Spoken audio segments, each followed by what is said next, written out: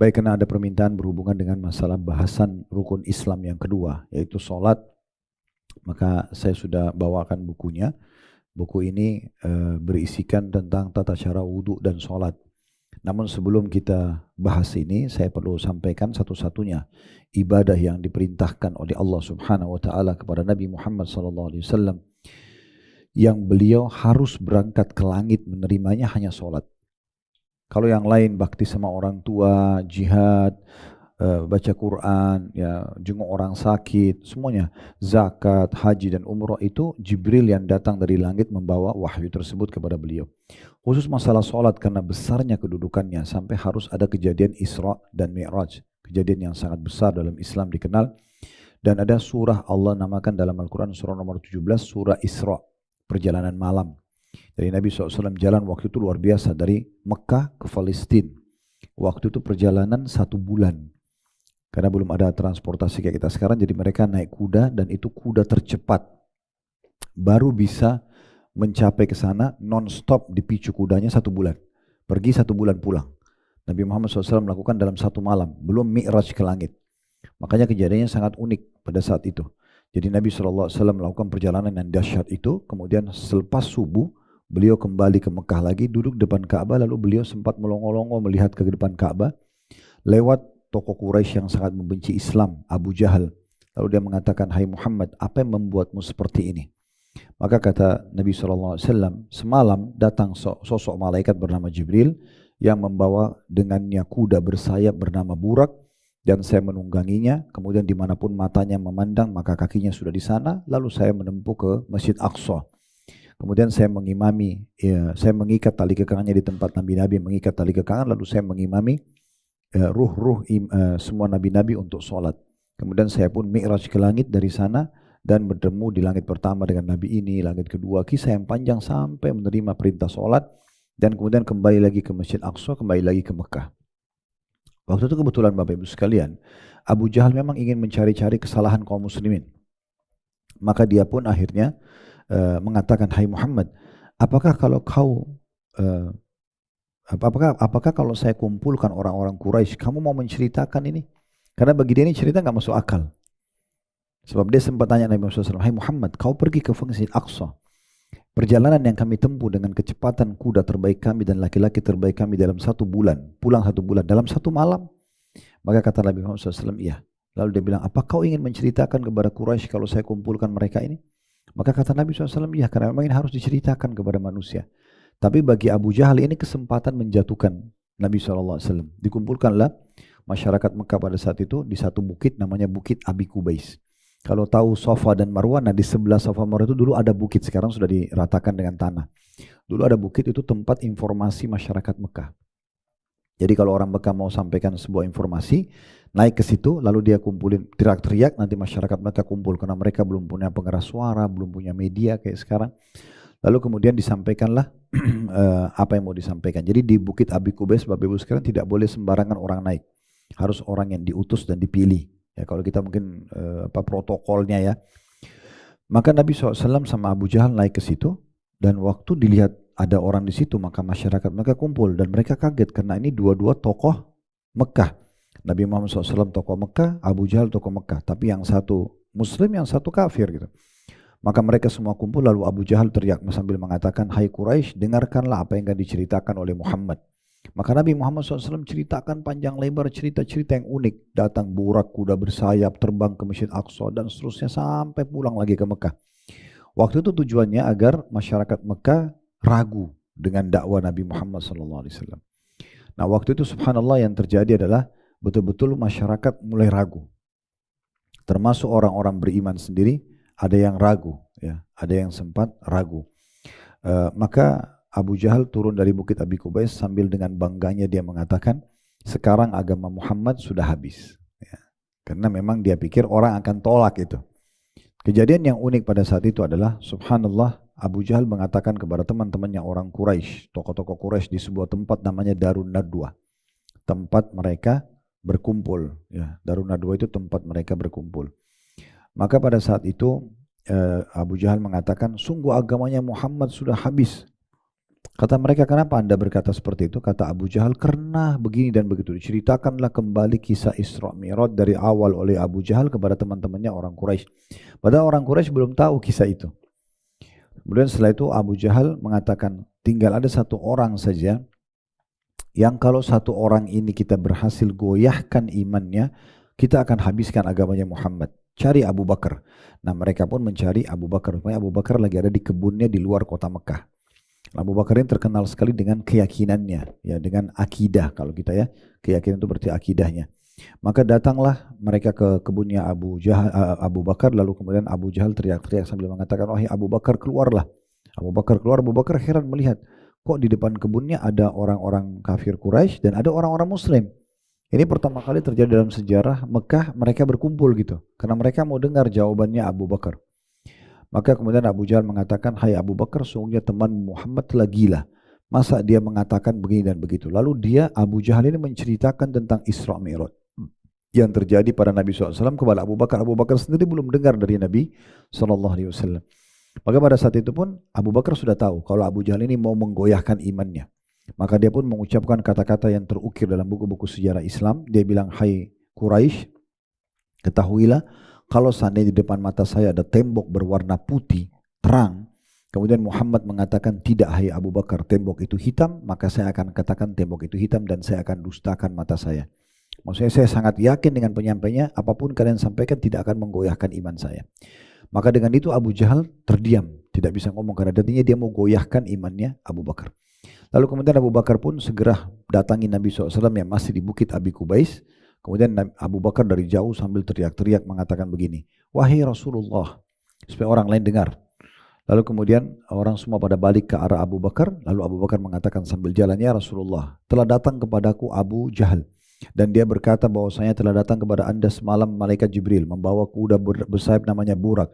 Anda terbang menuju ke Masjid Aqsa, anda imami ini, diceritakan panjang lebar sampai pulang lagi sampai tiba di depan Nabi. Begitu tiba di depan Nabi dia mengatakan, apakah itu benar? Maka kata Nabi SAW, benar. Lalu Abu Bakar mengucapkan kata-kata yang juga terukir dalam ukiran-ukiran buku-buku sejarah Islam yang perlu digaris atau dihiasi dengan hiasan emas yang luar biasa. Ukiran emas, karena dia mengatakan, anda pasti benar. Maksudnya dia menekankan kepada seluruh umat Islam yang hadir di saat itu, tidak usah ragu, ini adalah utusan Allah. Maka akhirnya orang-orang pun percaya. Lalu Abu Bakar mengatakan, ya Rasulullah, kami semua di sini tahu anda belum pernah ke Palestina, anda belum pernah lihat Masjid Aqsa, belum pernah anda lihat sebelumnya. Dan di sini ada tokoh-tokoh Quraisy yang sudah pernah ke sana. Bisa nggak sebagai bukti kebenaran apa yang anda ceritakan, anda sampaikan kepada kami dan gambarkan kami tentang Masjid Aqsa. Maka kata Nabi Muhammad SAW, pada saat itu Allah Subhanahu Wa Taala membukakan Masjid Aqsa di hadapan mataku. Sehingga aku seperti melihatnya dan menceritakan kepada Quraisy, pintunya seperti ini bentuknya, jendelanya seperti ini bentuknya, masjidnya seperti ini. Dan setiap kali Nabi SAW mengatakan seperti ini dan seperti itu, tokoh-tokoh Quraisy yang pernah ke sana mengatakan Muhammad benar, Muhammad benar, Muhammad benar. Semuanya dibenarkan. Semuanya dibenarkan. Akhirnya orang-orang Quraisy terdiam semua. Jadi cerita yang spektakuler ini walaupun mungkin tidak masuk akal di masa itu, di masa sekarang pun sulit kecuali dengan keimanan. Maka bisa diimani dan diyakini oleh sebagian besar penduduk Mekah karena keyakinannya Abu Bakar. Lalu kemudian ada satu kejadian juga waktu Nabi SAW dari Masjid Aqsa kembali ke Mekah. Beliau mengatakan, saya sempat melihat dari atas Burak ada satu kafilah dagang Quraisy. Kafilah dagang Quraisy ini Bapak Ibu sekalian terdiri dari sekian belas ekor unta. Mereka jalan sama-sama kayak satu grup lah kalau orang berangkat itu ya. Mereka lewat dan mereka kehilangan untanya. Lalu kata Nabi SAW, saya lihat unta mereka. Lalu saya teriak dari atas mengatakan, wahai Quraisy, unta kalian di lembah itu ambillah. Lalu kemudian mereka mengikuti suaraku. Lalu kemudian mereka menemukan unta mereka. Nah cirinya kafilah itu, unta paling depannya itu diikat lehernya dengan kain berwarna merah. Maka kata Nabi Muhammad SAW, kalau kalian mau menanyakan, tunggulah 2-3 hari lagi mereka akan datang. Subhanallah, semua satu kota Mekah waktu itu datang ke satu pintu namanya pintu Bani Syaibah, pintu gerbangnya Mekah. Kemudian mereka kumpul dan menunggu kafilah itu. Ternyata betul datang kafilah itu persis seperti yang Nabi gambarkan. Ya, unta yang paling depan ada kain warna merah. Kemudian ditanyakan oleh orang-orang Quraisy Mekah kepada Quraisy yang ada di unta-unta itu. Perlu diketahui masa itu belum ada handphone, belum bisa komunikasi sehingga belum bisa kontek-kontekan.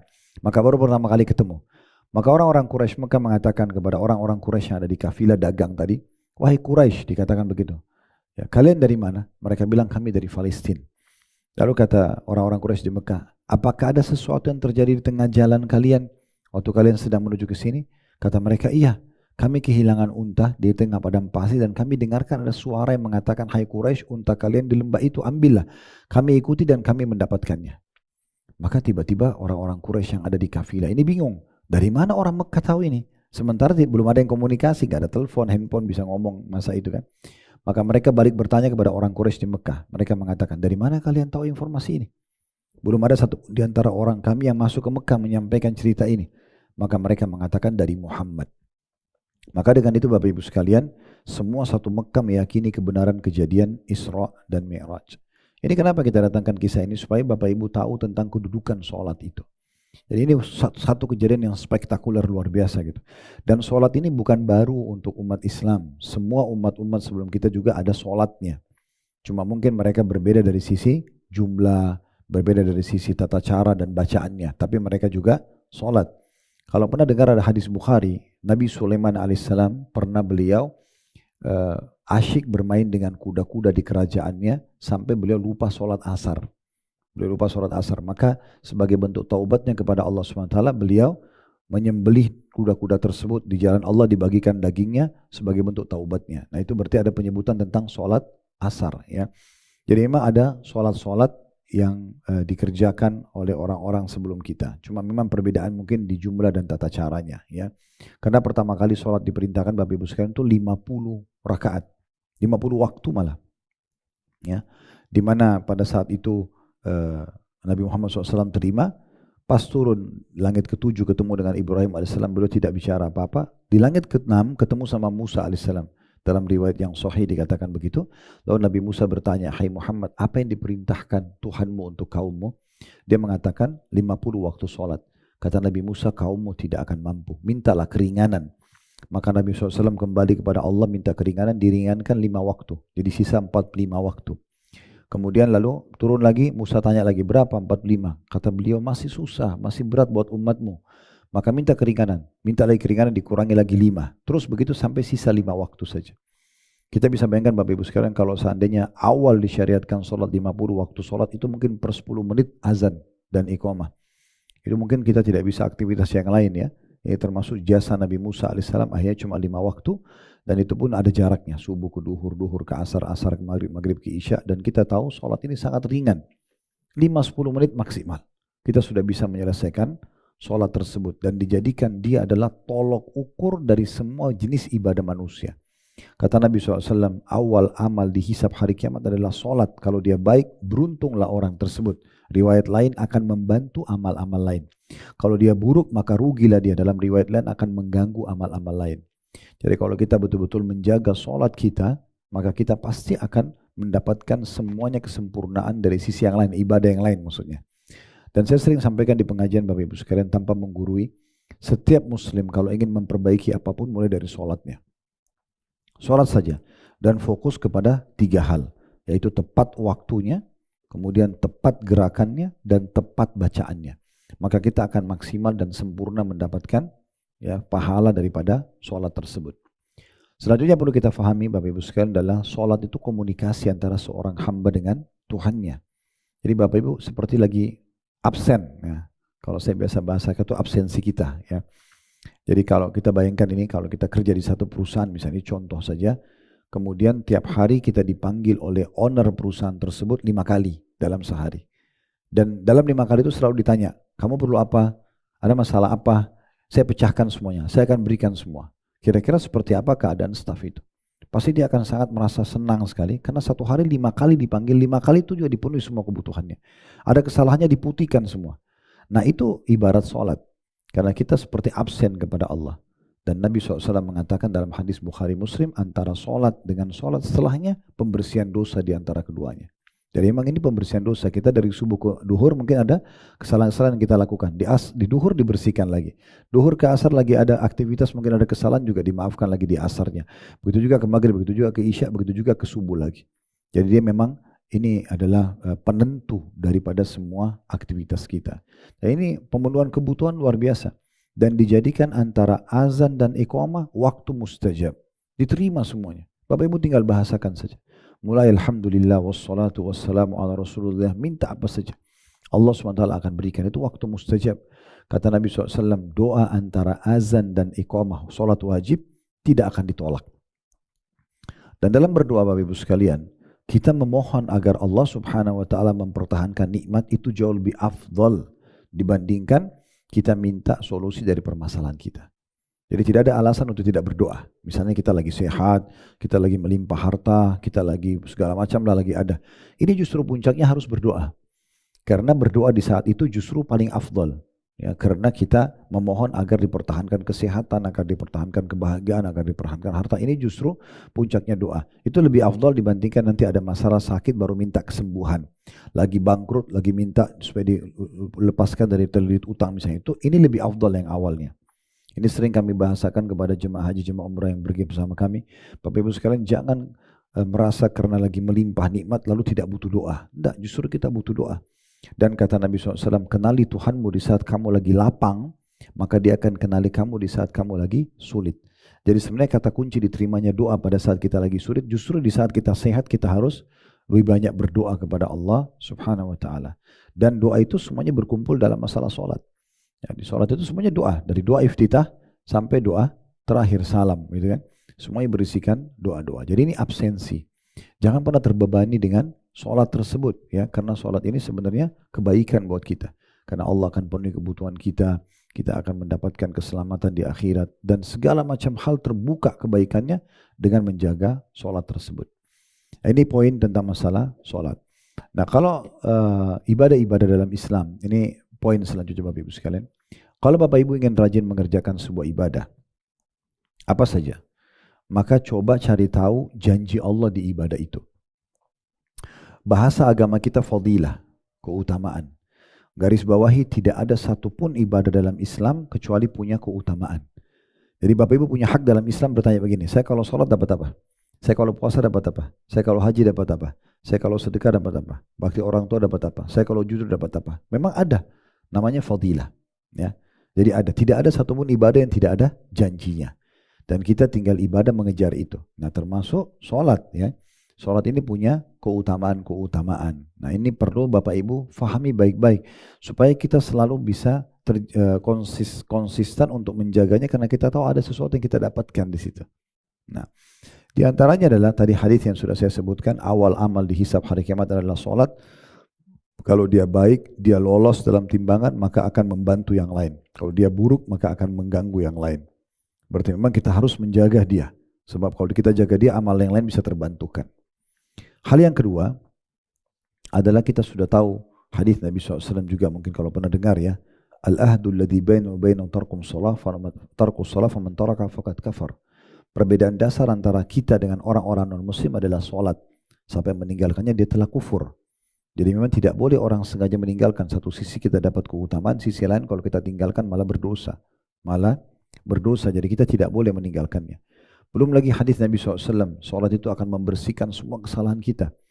Kata Nabi SAW dalam banyak riwayat, bagaimana kalau di depan rumah seseorang di antara kalian ada sungai mengalir dengan sangat deras.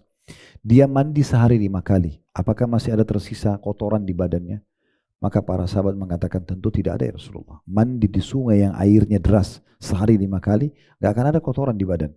Kata Nabi SAW, begitulah perumpamaan sholat 5 waktu. Dia akan membersihkan semua kesalahan-kesalahan yang dilakukan oleh seorang hamba. Cuma mungkin Bapak Ibu perlu garis bawah ya, ada kesalahan atau ada dosa yang berhubungan dengan Allah, ada yang berhubungan dengan makhluk. Kalau berhubungan dengan Allah itu akan dimaafkan oleh Allah Subhanahu wa taala. Orang berbuat dosa apa saja yang berhubungan dengan haknya Allah. Tapi kalau berhubungan dengan makhluk, manusia, itu berbeda. Selain tobat kepada Allah, Bapak Ibu harus juga minta maaf dan minta keridhaan pemilik hak. Kayak misalnya kita pernah menggunjing, ya, memfitnah, mencaci maki, kemudian apalagi sampai memukul fisik atau mengambil benda. Ini selain tobat kepada Allah, juga harus meminta keridhaannya. Jadi tidak cukup dengan sholat saja. Kalau hubungannya dengan manusia, harus juga kita kembalikan haknya dia atau kita minta keridhaannya.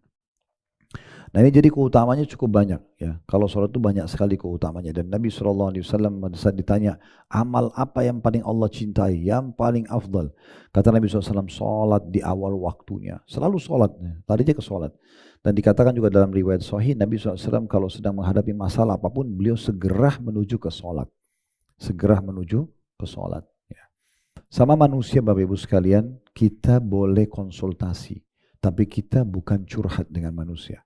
Curhat itu hanya kepada Allah. Konsultasi kalau sakit sama dokter. Ada masalah agama sama ustadz atau ustazah. Jadi sama ahlinya.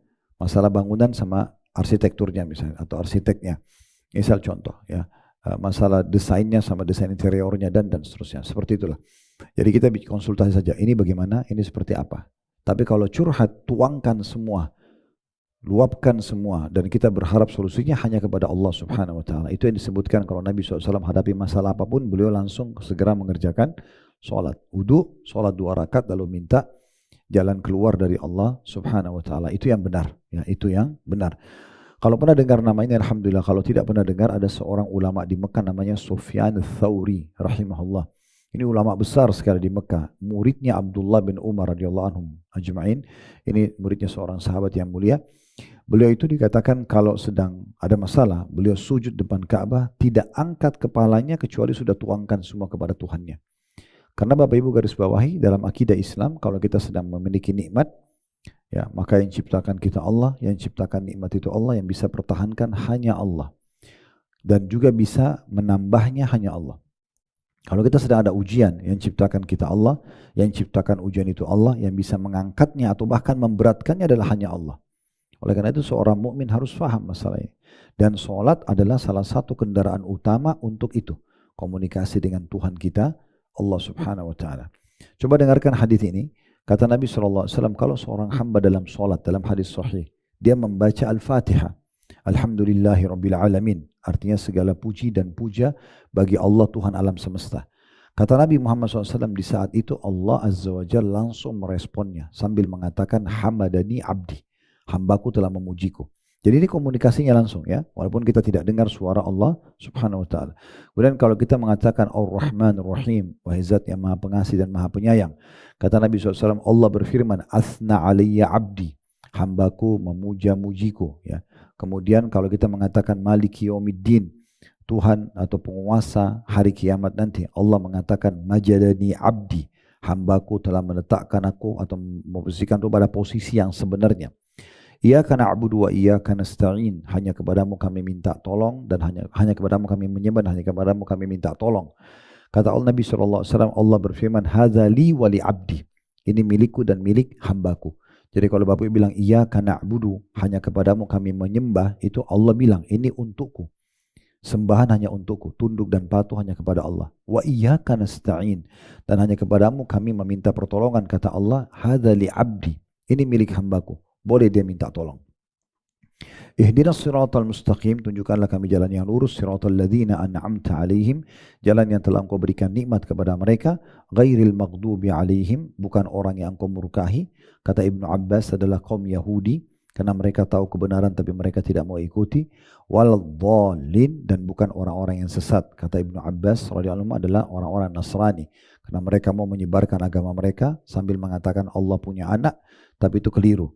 Lalu kita mengatakan amin, ya Allah kabulkanlah. Nah di sini kalau kita baca doa ini ihdinas siratal mustaqim sampai waladhdallin, maka Allah mengatakan hadza li abdi wa li abdi ma sa'al. Ini milik hambaku dan bagi hambaku apa yang dia minta. Jadi sebenarnya komunikasi yang luar biasa antara kita sama Allah Subhanahu wa taala. Jadi mulai dari takbiratul ihram Allahu akbar, kita mengatakan Allah Maha besar. Baru kita baca iftitah wajjahtu wajhiya lilladzi fataras samawati wal ard. Aku mengarahkan wajahku kepada Tuhan yang telah mengurus dan menciptakan alam semesta ini. Kan gitu. Atau mungkin ada baca yang lain, Allahumma ba'id baini wa baina khataayaya. Ya Allah, jauhkanlah antara aku dengan dosa-dosaku kama ba'adta bainal masyriq wal maghrib, sebagaimana kau jauhkan timur dan barat. Atau Anda baca doa-doa yang lain, karena doa iftitah itu ada sekitar 6 atau 7 macam. Kita baca Al-Fatihah tadi, kemudian kita baca surah. Habis itu kita ruku, Allahu Akbar, Allah Maha Besar. Yang kita ucapkan, Subhana Rabbiyal Azim, Maha Suci Tuhanku yang Maha Agung. Kita ulangi sampai 3 kali. Subhana Rabbiyal Azim, Subhana Rabbiyal Azim. Dan kalau Bapak Ibu mau lebih sempurna, nanti pelan-pelan kalau sudah sering dibaca ini, bisa divariasikan. Ada 7 macam doa dalam ruku. Ada Subhana Rabbil Azim, Maha Suci Tuhanku yang Maha Agung. Ada Subhanallah, Subhana Rabbil Azim, wa bihamdi. Ada tambah wa bihamdi. Maha Suci Tuhanku yang Maha Agung dan puji-pujian untuknya. Ada Subhanallah Zil Jabarut wal ada Subhana Zil Jabarut wal Malakut wal Kibriyai wal Azamah. Maha Suci Allah yang memiliki kebesaran, kerajaan, ya, dan keagungan. Ada juga Subhanakallahumma bihamdika Allahumma gfirli. Maha suci engkau ya Allah dan segala puji-pujian bagimu, maka ampunilah aku. Nah, ada yang unik itu, doa selanjutnya, Allahumma laka raka'tu. Ya Allah, kepadamu lah aku ruku, wa bika amantu, kepadamu aku beriman, walaka aslamtu, kepadamu aku menyerahkan diri. Raka'a sam'i, telah ruku pendengaranku, wa basari, penglihatanku, wa lahmi dan dagingku, wa dami dan darahku, wa idhami dan tulang-tulangku, wa mastaqalla bihi qadami. Dan apapun yang menopang tubuhku ini. Ini komunikasi yang luar biasa. Kalau kita renungi maknanya, itu kita bisa renungi ya, bagaimana luar biasanya. Mudah-mudahan di buku yang Bapak Ibu pegang insya Allah sudah ada beberapa jenis doa-doa itu ya. Sekarang saya masih coba pandukan dulu kebesaran sholat itu seperti apa sih, supaya Bapak Ibu itu bukan cuma gerakan, jadi faham ini apa sebenarnya sholat itu. Kemudian i'tidal, sami Allahu liman hamidah, artinya Allah telah mendengar siapapun yang memujinya. Sami Allah, Allah telah mendengar. Liman, bagi siapa? Hamidah, yang memujinya. Makanya kita bilang, Rabbana walakal ham. Wahai Tuhan kami, segala puji bagimu. Kan gitu. Kemudian juga kita sujud lagi. Kita baca Subhana Rabbiyal A'la, Maha Suci Engkau, Maha Suci Allah yang Maha Tinggi. Ya. Kemudian ada juga yang lain, Subhana Rabbil A'la wa bihamdi, Maha Suci Allah yang Maha Tinggi dan puji-pujian untuknya. Ada sama tadi dengan doa ruku, Subhana Zil Jabarut wal Malakut wal Kibriyai wal Azamah. Maha Suci Allah yang memiliki kebesaran, ya, kerajaan, keagungan. Kemudian ada Subhanakallahumma bihamdika Allahumma gfirli. Ya Allah, segala puji bagimu, ampunilah aku. Ya. Kemudian ada Allahumma laka sajadtu. Ya Allah, kepadamu lah saya sujud. Wa bika amantu, kepadamu saya beriman. Wa laka aslamtu, kepadamu lah saya menyerahkan diri. Sajada wajhi lilladzi khalaqahu wa sawwarah. Telah sujud wajahku kepada zat yang telah membentuknya, ya, dan merupanya. Jadi yang membuat alis seperti ini, mata seperti ini, hidung seperti ini, itu Allah Subhanahu wa taala. Kita puji Allah di saat sujud. Kita mengatakan betul-betul Allah yang setelah menyempurnakan wajah dan ciptaan rupahku ini, fatabarakallah rabbul alamin, maha berkah Allah Tuhan alam semesta. Nah, ini di antara doa sujud. Kemudian kita duduk lagi di antara doa sujud. Kita baca Rabbi ghfirli warhamni wajburni. Ya Allah, maafkan aku, kasihani aku, penuhi kebutuhanku. Wa'fu anni, maafkan aku, waghfirli, maafkanlah atau ampunilah kesalahanku. Ini semua komunikasi yang luar biasa dengan Allah. Yang paling pendek kalau Bapak Ibu mau baca di antara dua sujud, Rabbi ghfirli, Rabbi ghfirli. Ya Allah maafkan aku, ya Allah maafkan aku. Itu yang paling pendek. Kalau misalnya pun kita tergesa-gesa sholat, kalau di antara dua sujud kita cukup baca Rabbi ghfirli, Rabbi ghfirli. Kalau tadi dua ruku, dua sujud bisa dibaca, kalau mau lama masing-masing dibaca 3 kali. Kalau mau dipilih salah satunya boleh, ya dibaca 3 kali. Sunnahnya kalau betul-betul darurat bisa baca sekali saja. Ya, jadi boleh orang Subhana Rabbil Azim ruku, kemudian dia bangun Sami Allah liman hamidah, gitu kan. Tapi kalau mau lebih sempurna dibaca 3 kali. Bahkan Nabi SAW pernah membaca sampai 10 dan 11 kali. Kemudian selanjutnya kita sujud lagi yang kedua, lalu kita bangun, lalu kita ulangi sama semuanya. Setelah itu kita tahiyat. Itu juga sama. Mengangkat jari menunjuk sambil mengatakan at-tahiyatu lillah wassalawatu wattayyibat.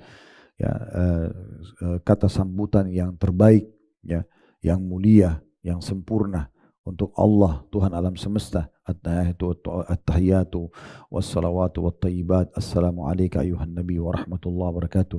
Semoga keselamatan tercurahkan untuk wahai nabi dan semoga rahmat Allah, sampai akhirnya terakhir innaka hamidum majid. Lalu ada sekitar 23 macam doa. Setelah itu boleh dipilih.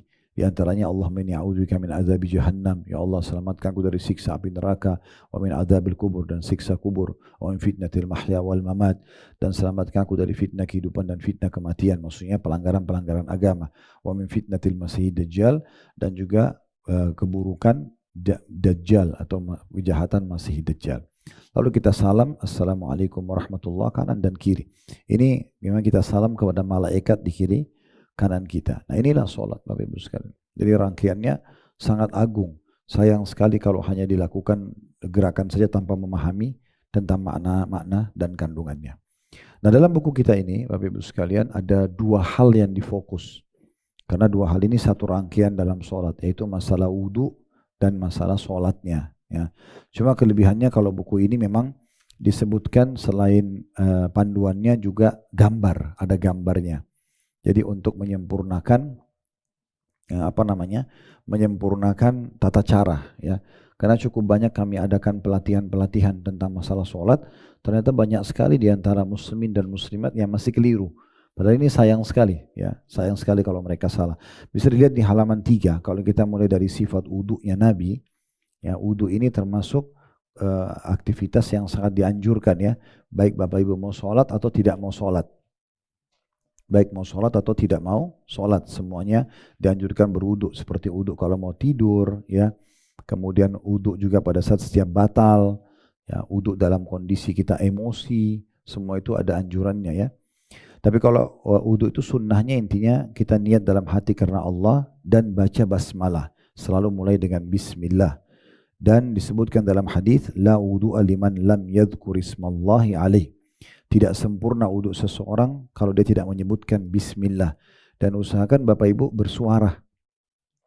Mirip kalau kita mau makan, ya. Kan sunnah Nabi baca bismillah. Seringkali syaitan buat kita lupa. Karena kalau Bapak Ibu tidak baca bismillah, makanannya diambil sama syaitan. Makanya Nabi SAW mengatakan dalam sebuah hadis yang sahih, kalau siapa yang lupa baca bismillah kemudian dia bilang bismillahi awwalahu wa akhirah, dengan nama Allah awal dan akhirnya, maka syaitan akan memuntahkan makanan yang sudah dicurinya. Jadi memang kita kalau lupa itu dari syaitan. Caranya saya biasa ajarkan, maaf, kepada istri dan anak-anak juga saya bilang, keluarkan suara walaupun kecil, bismillah, supaya kita pasti kita sudah baca gitu. Kadang-kadang lupa. Nah kalau mau wudu, mau masuk ke satu lokasi, mau naik mobil, mau aktivitas sampai baca bismillah. Mulai dengan itu. Karena bismillah ini betul-betul membawa keberkahan, ya. Karena kata Nabi SAW, kullu amrin la yubda bismillah fahuwa aqta. Semua perkara yang tidak dimulai dengan bismillah maka jauh dari rahmat Allah. Maka mulai dengan bismillah, ya. Kalau Bapak Ibu lagi di kamar mandi nggak apa-apa baca bismillah, tapi di wastafelnya. Yang dilarang itu di kloset, maaf. Jadi di shower lagi mandi, mau wudhu boleh baca bismillah. Yang tidak boleh cuma di klosetnya saja. Kalau di masa dulu memang kloset sama kamar mandi dipisah. Kalau kita kan sekarang di masa ini sudah lebih modern, digabung semua. Nah, jadi hukumnya masing-masing. Di tempat shower, di wastafel nggak apa-apa baca bismillah, yang tidak boleh hanya di klosetnya. Karena kalau lagi maaf di tempat buang air besar itu tidak boleh memang menyebut nama Allah sama sekali. Baik, itu kurang lebih. Dan wudhu ini punya keutamaan. Bapak Ibu harus sempurnakan, ya. Karena Nabi SAW menyuruh kita menyempurnakan wudhu dengan sempurna.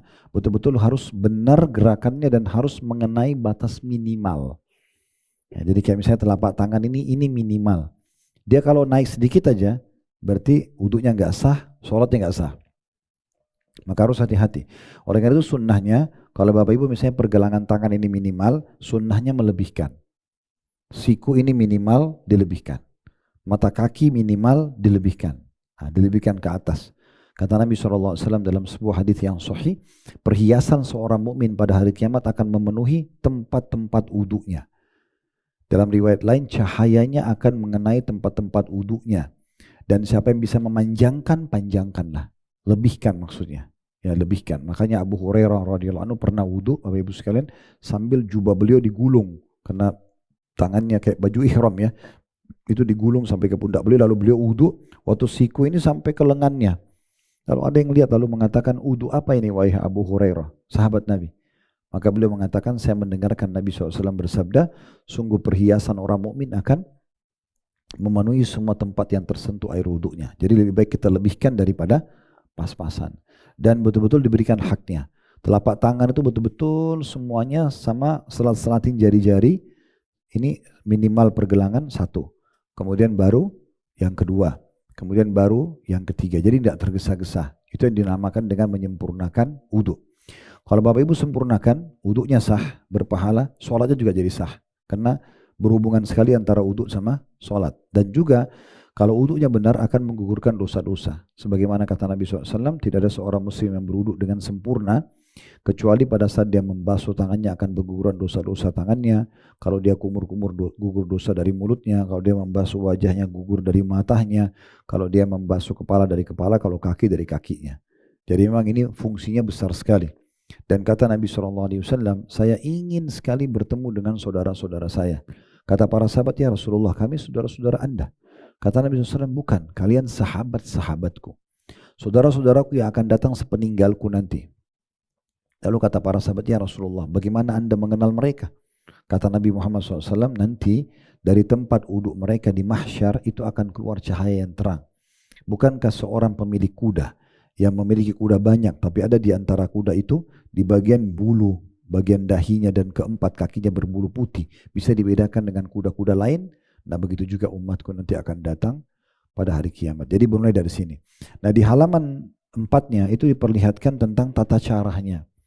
Makanya di situ dikatakan kemudian disunnahkan membasuh telapak tangan 3 kali sebelum memulai wudhu sambil menyelat-nyelat jari jemari. Dan itu ada riwayat, ini bagusnya buku ini ditulis sekalian riwayatnya. Ada footnote angka nomor 2 itu 3 kali, di bawah ditulis muttafaqun alaih. Muttafaqun alaih maksudnya disepakati oleh Bukhari dan Muslim. Berarti hadis sahih gitu ya. Ini lihat gambar nomor 1. Jadi tata caranya bukan hanya sekedar digosok-gosok tangannya, tapi memang diselat-selatin air di antaranya dan dipastikan batas minimal semuanya kena. Yang ketiga adalah berkumur-kumur, kemudian berkumur-kumur yakni memutar-mutar air dalam mulut kemudian mengeluarkannya. Jadi tidak hanya sekedar masuk dibuang, tapi dimasukkan ke mulut. Kata ulama diputar semuanya, dirongga seluruh mulut kita di bagian dalam.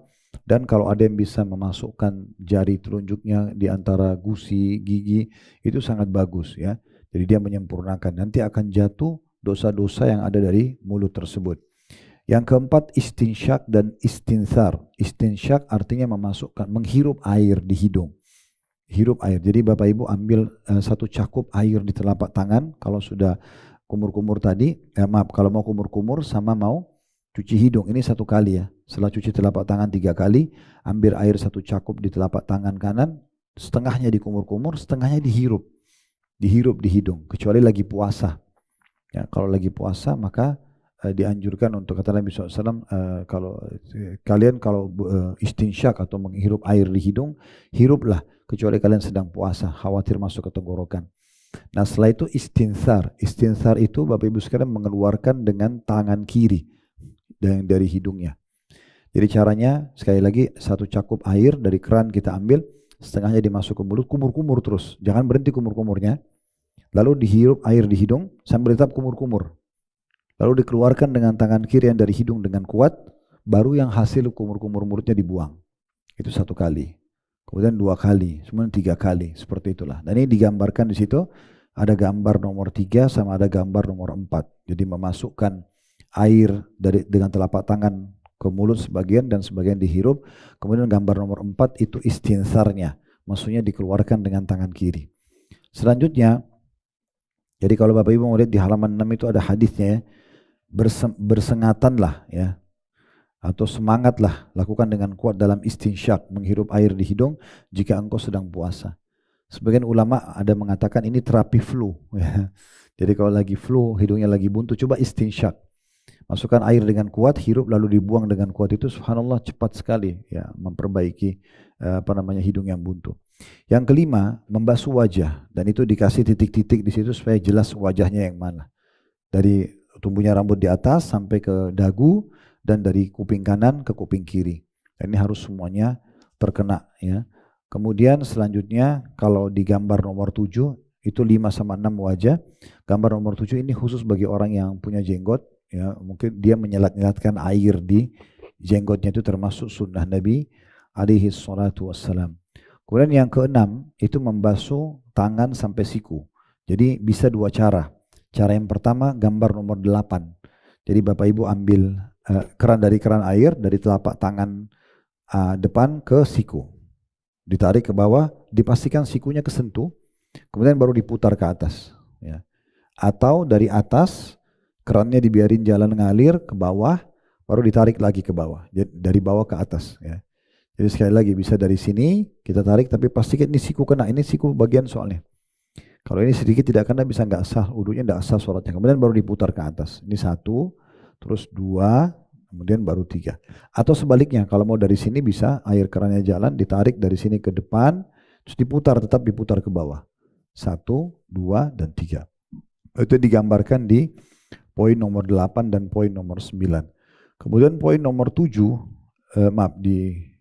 di gambar nomor 10, 11 dan 12, masalah mengusap kepala dan kedua telinga. Jadi caranya, Bapak Ibu ambil air di telapak tangan, kemudian disentuhkan di awal kepala, ditarik ke belakang, sampai ke tengkuk kita, di leher.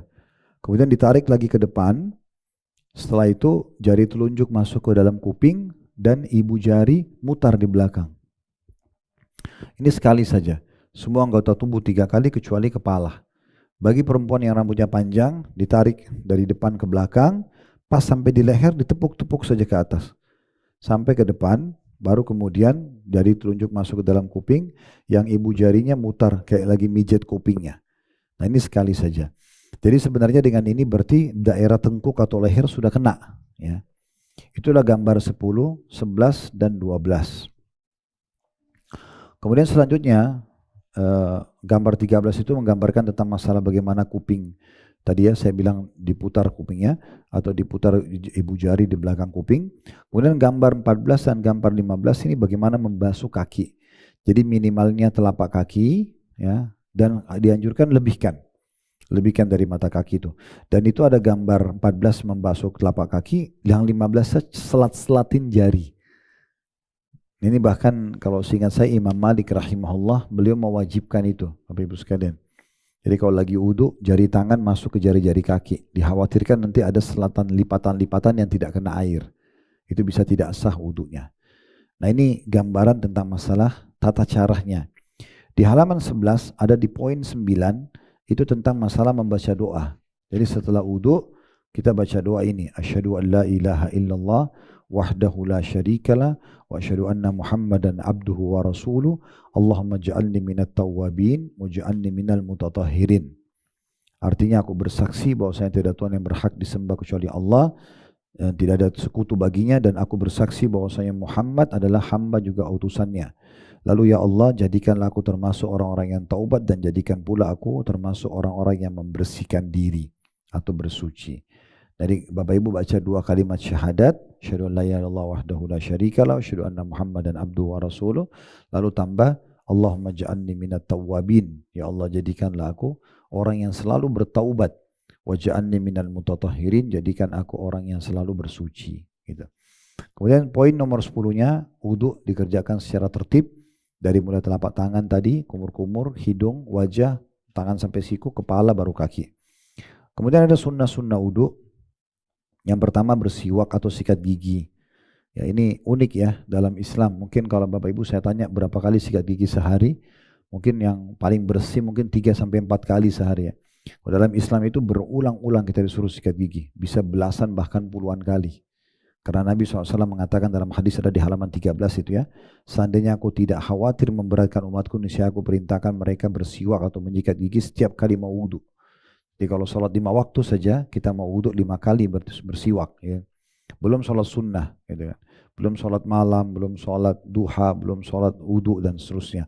Maka memang ini anjuran untuk membersihkan gigi bagian daripada syariat Allah Subhanahu Wa Taala. Bahkan akhir yang Nabi SAW lakukan sebagai sunnah beliau sebelum wafat adalah menggunakan siwak. Menggunakan siwak, dan setiap kali beliau masuk ketemu keluarganya pasti beliau menggunakan siwak terlebih dahulu. Dan beliau juga mengatakan dalam hadis yang lain, aku diperintahkan untuk bersiwak atau gosok gigi sampai aku mengira gigiku akan ompong, ya karena seringnya disuruh bersihkan itu. Kemudian juga sunnah adalah disunnahkan kepada muslim untuk membasuh kedua telapak tangan 3 kali, ya. Kemudian juga itu diantaranya kalau bangun tidur, ya kalau bangun tidur Bapak Ibu sebelum pegang apa-apa cuci tangan dulu 3 kali. Itu ada hadisnya di halaman 14. Apabila salah seorang dari kalian bangun dari tidur, maka jangan ia mencelupkan tangannya ke bejana hingga ia terlebih dahulu mencuci keduanya 3 kali, karena ia tidak tahu di mana tangannya menginap tadi malam atau habis pegang apa semalaman, gitu ya. Kemudian sisanya ini adalah poin nomor 3, istinsyak, tadi menguatkan hirup air, kemudian membasuh wajah, menyelat-nyelati rambut ya, supaya dipastikan semua kena, kemudian juga membasuh tangan dan kaki, disunahkan memasukkan jari-jari tangan ke jari-jari kaki gitu. Disunahkan itu di poin kelima. Poin keenam, disunahkan untuk membasuh anggota wudhu yang kanan terlebih dahulu, yakni tangan dan kaki kanan dulu sebelum tangan dan kaki kiri. Yang ketujuh, disunahkan untuk membasuh anggota wudhu 2 kali atau 3 kali, dan tidak boleh lebih dari 3 kali. Tidak boleh was-was karena maksimal 3 kali Nabi ajarkan. Adapun kepala tidak boleh diusap kecuali 1 kali saja. Jadi yang biasa orang sampai 3 kali itu tidak ada sunnahnya. Yang sunnahnya itu misalnya 1 kali saja, gitu ya. Disunahkan juga untuk tidak berlebihan atau tidak boros dalam menggunakan air wudhu. Ini juga penting. Jadi kalau Bapak Ibu lagi wudhu, kerannya dipakai misalnya basuh telapak tangan. Transisi dari itu mau ambil air kumur-kumur, bisa ditutup dulu kerannya misalnya. Atau dari muka setelah kita usap basuh 3 kali, kita mau cuci telapak tangan, biasanya ada transisi supaya airnya nggak terbuang kosong. Itu termasuk sunnah Nabi untuk tidak mubazir. Atau transisi dari membasuh kepala ya ke kaki, itu biasanya ada transisi. Biasanya kerannya jalan terus, apalagi orang kalau sampai ngobrol dulu, itu kan mubazir, itu akan ditanya oleh Allah Subhanahu wa taala. Jadi tidak boleh kita membuat hal tersebut. Kemudian selanjutnya ada hal-hal yang membatalkan wudhu. Sebagai informasi di halaman 16 ya, wudhu seorang muslim batal dengan sebab beberapa perkara berikut ini. Yang pertama, ada yang keluar dari 2 jalan, kubul atau dubur. Kubul dan dubur. Kubul dari kemaluan, dan dubur dari belakang, berupa buang air besar atau buang air kecil. Yang kedua, mengeluarkan angin atau kentut. Yang ketiga, hilang sadar, baik disebabkan gila, pingsan, mabuk, atau tidur nyenyak, di mana seseorang tidak akan sadar apabila ada sesuatu yang keluar dari kedua kemaluannya. Adapun tidur yang ringan yang tidak menghilangkan seluruh kesadaran manusia, maka itu tidak membatalkan wudhu. Nah ini biasanya ulama bedakan, bandingkan orang tidur duduk sama tidur baring. Kalau tidur baring pasti batal wudhu, karena dia pasti lelap. Tapi kalau dia duduk di kursi, di mobil, itu biasanya masih setengah sadar ya. Orang seperti ini tidak dianggap batal wudhu, kecuali orang di sebelahnya mengatakan, oh tadi kamu keluarin angin atau apa, baru dia batalkan wudhunya. Yang keempat, meraba kemaluan yang dengan tangan disertai syahwat, baik kemaluan dirinya atau orang lain, misalnya pasangan suami istri, maaf. Ini batal semua berdasarkan hadis Nabi SAW, man massa farja falyatawadda. Siapa yang menyentuh kemaluannya maka hendaklah dia berwudhu, dalam hadis Ibnu Majah. Jadi tersentuh, kecuali ada kain ya. Ada kain, di atas celana handuk, maka tidak batal. Tapi tersentuh kulit tangan dengan kemaluan langsung batal. Yang kelima, ini khusus makan daging ini saja, daging hewan unta. Ya, kalau makan unta, maka Nabi SAW memerintahkan untuk berwudu. Kalau makan daging yang lain tidak ada perintah. Tapi kalau wudu memang seperti itu. Maaf, makan daging unta seperti itu.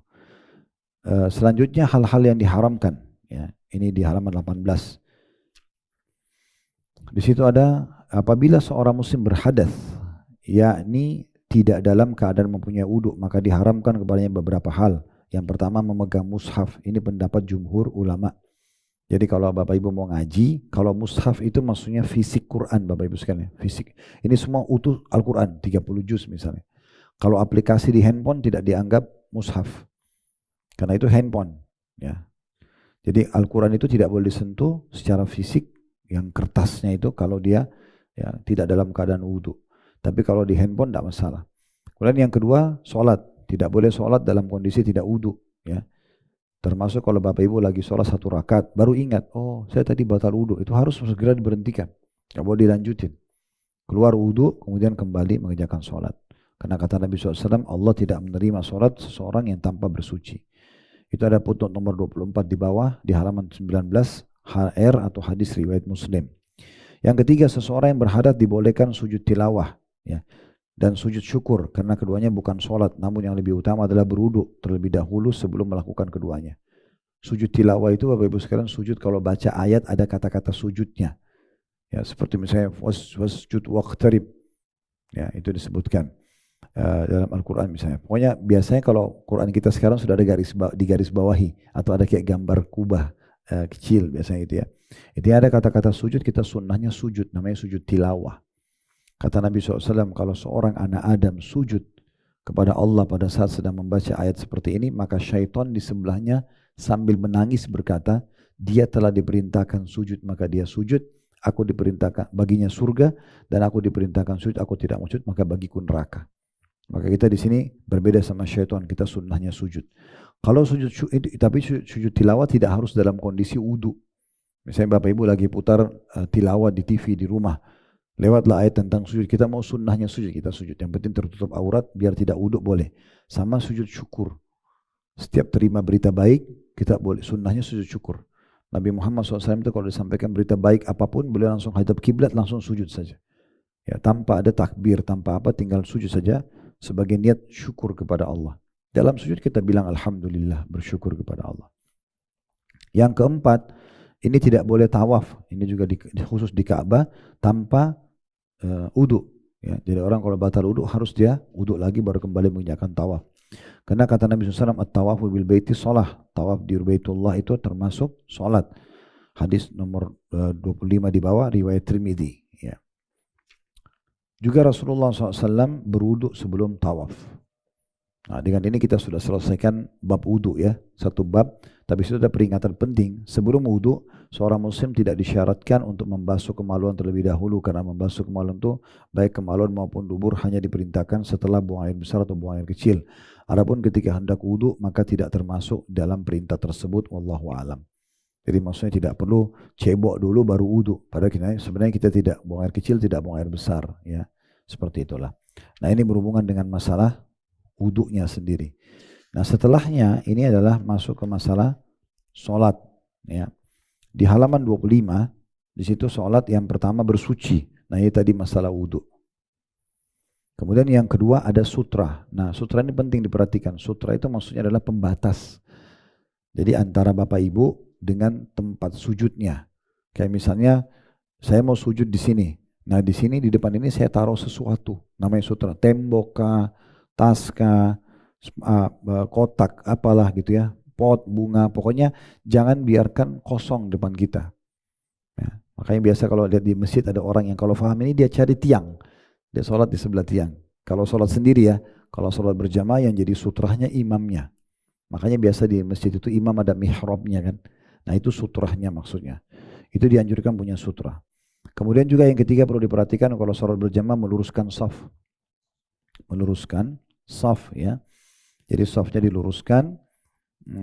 Dan ini anjurannya untuk mempertemukan tumit sama tumit. Jadi orang sebelah sama sebelah bertemu tumitnya sama tumitnya sehingga betisnya juga sejajar. Jadi rapat, tidak membiarkan celah di antaranya. Karena celah di antara kaki ini biasanya membuat syaitan masuk menggoda sholat. Makanya Nabi SAW kalau mau imami sholat beliau mengatakan, ya rapatkanlah saf-saf sholat kalian dan jangan biarkan syaitan masuk di antara sholat. Yang keempat berdiri dan niat dalam hati. Nah, berdiri dengan tegak, ruas tulang belakang ditegakkan. Kemudian mata kita menuju ke tempat sujud dan bola matanya dibuka, kelopak matanya dibuka. Jangan ditutup, ya itu sunnahnya begitu. Dan kata Nabi SAW, Allah terus memandang wajah seorang hamba selama tidak menoleh kiri kanan atau menutup matanya gitu ya. Kemudian setelah itu yang poin selanjutnya takbiratul ihram, itu digambar nomor 2 dan nomor 3. Caranya ada 2, takbiratul ihram jari-jari semua dirapatin Bapak Ibu sekalian. Cuman ada yang ujung jari sejajar dengan pundak, ada yang ujung jari sejajar dengan kuping.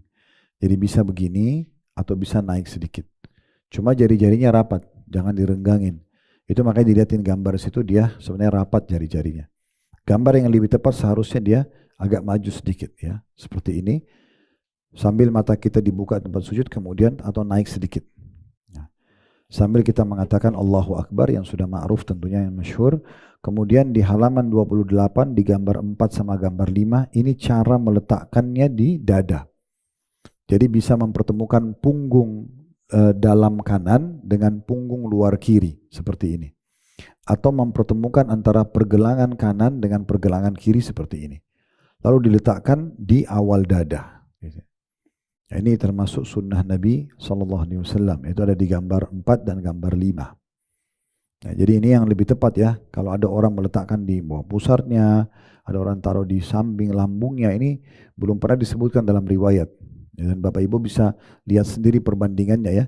Kita kalau takbir Allahu Akbar dengan tegak ruas badan tulang kita, kemudian kita begini, itu beda sekali dengan orang yang begini atau orang yang begini ya.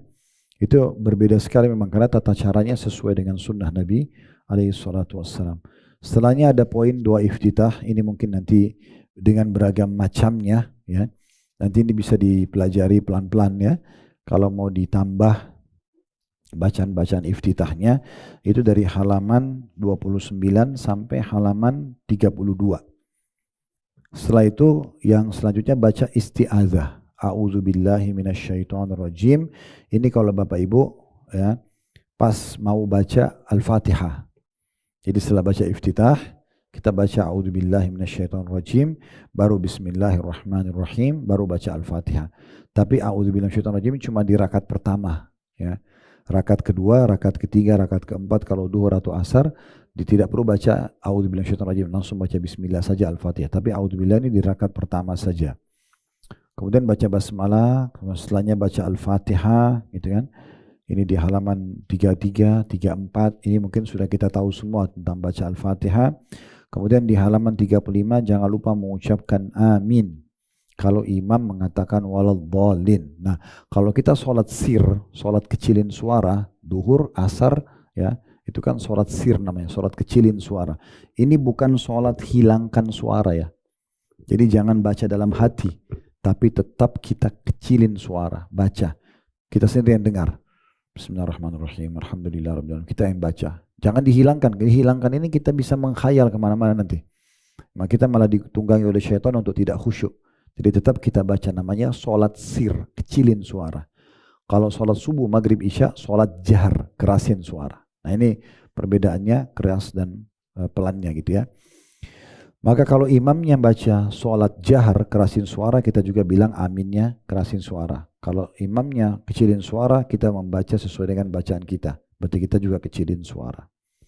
Kemudian selanjutnya setelah amin membaca surah tentunya yang kita pilih masing-masing sudah kita tahu setelah Al-Fatihah. Lalu ruku. Nah yang perlu diperhatikan di halaman 37. Ada gambar 7 dan gambar 8. Nah punggungnya Bapak Ibu lihat ya di gambar nomor 7. Punggungnya rata sekali itu. Karena memang dikatakan dalam riwayat Nabi SAW kalau ruku dan diletakkan bejana air di punggungnya itu tidak tumpah. Nanti insya Allah sebelum kita sholat asar sebentar lagi nanti saya akan coba praktikin ya. Supaya bisa lebih jelas gitu. Nanti insya Allah kalau ada yang mau coba praktikin saya coba luruskan dari bapak-bapak. Kalau ada yang keliru, ini saya bilang contohnya seperti ini. Biasanya kalau di kelas-kelas praktek sholat saya fotoin malah. Ini sebelumnya, ini sesudahnya. Nah ini kadang-kadang kita agak turun, kadang-kadang kita naik sekali gitu kan. Nah sebenarnya caranya seperti ini. Dan ini kalau kita lakukan ini mirip dengan stretching kalau di olahraga ya. Jadi enak sekali otot-otot itu dengan tata cara sholat yang benar. Karena ketarik betul. Itu gambar nomor 7 rukuknya. I'tidalnya gambar nomor 8. Nah ini tadi standarisasi Bapak Ibu sekalian. Jadi waktu takbiratul ihram tadi begini atau begini. Itu sama nanti kalau kita juga sami Allahu liman hamidah kembali standar lagi nih gerakannya. Kita juga sujud Allahu Akbar, sujud di lantai, ini juga sama standar. Ujungnya sama dengan pundak atau ujungnya sama dengan kuping. Jari-jarinya rata. Jadi sama ini standarnya ini ya. Takbiratul ihram, kemudian mau ruku, sami Allahu liman hamidah, sujud juga sama. Semuanya sama bentuk tangannya. Selanjutnya Bapak Ibu sekalian ada di gambar nomor 8 dan gambar nomor 9 itu tata cara memegang lutut ya. Sebenarnya di gambar ini kalau menurut saya masih perlu diluruskan karena memang ada buku yang insya Allah kami terbitkan, dia sebenarnya lebih tepatnya digenggam. Bapak Ibu genggam lututnya. Jadi punggungnya rata, lututnya digenggam. Ya itu lebih tepat ya. Kemudian selanjutnya ada di halaman 40 itu bangun dari ruku, i'tidal. Sami Allahu liman hamidah. Nah ini tadi saya bilang kembali ke gerakan standar takbiratul ihram tadi kan. Sami Allahu liman hamidah sejajar dengan pundak atau sami Allahu hamidah sejajar dengan kuping. Lalu ada bacaan-bacaannya di sini, bacaan-bacanya tidak kita bacakan dulu sekarang karena ini Bapak Ibu sudah pegang bukunya, tinggal dilihat kira-kira mana yang belum dihafal bisa dihafal nanti ya. Kita lebih fokus ke tata caranya sekarang. Selanjutnya ada di halaman 44. Di gambar 12 dan gambar 13.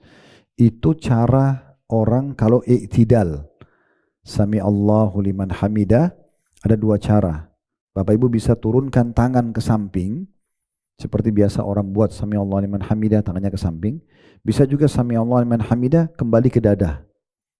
Dua-duanya benar. Makanya di gambar 12 itu dia sami Allahu liman hamidah, tangannya kembali ke dada. Kalau yang gambar 13-nya sami Allahu liman hamidah, tangannya ke samping.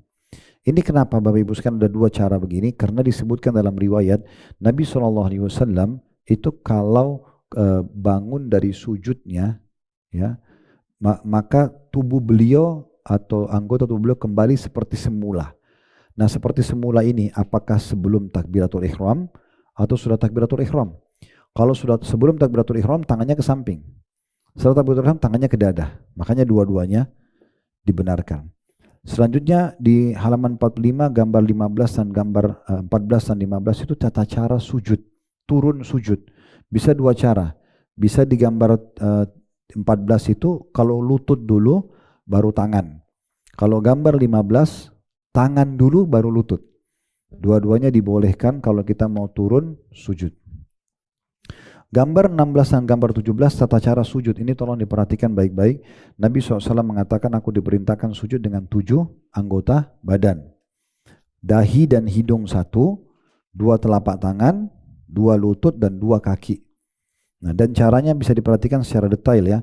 Di gambar 16 perhatikan di situ ada dahi dan hidungnya nempel di tanah. Kemudian telapak tangannya rapat. Ya kan? Rapat dan sama tadi dia sejajar sama kuping atau sejajar dengan pundak. Kemudian perhatikan siku sama tulang rusuk jarak, tidak rapat, ya, dikasih renggang, jadi ini nanti ada sirkulasi udara. Kemudian diperhatikan juga siku sama lutut jauh, jadi tidak didempet karena Nabi SAW larang orang sujud seperti anjing duduk, jadi sikunya ke tanah atau sikunya kesentuh ke pahanya gitu ya. Makanya di gambar 16 itu jauh semua jaraknya. Kemudian yang gambar 17-nya perlu diperhatikan, lihat telapak kakinya. Dua-dua telapak kaki dipertemukan dan diusahakan ditekuk jari-jarinya. Jadi jarinya juga ikut sujud. Ya, itu di gambar 17. Perhatikan dikasih tanda panah di situ. Karena memang perlu diperhatikan caranya jari-jarinya ditekuk semua dan dipertemukan sekali lagi telapak kaki itu.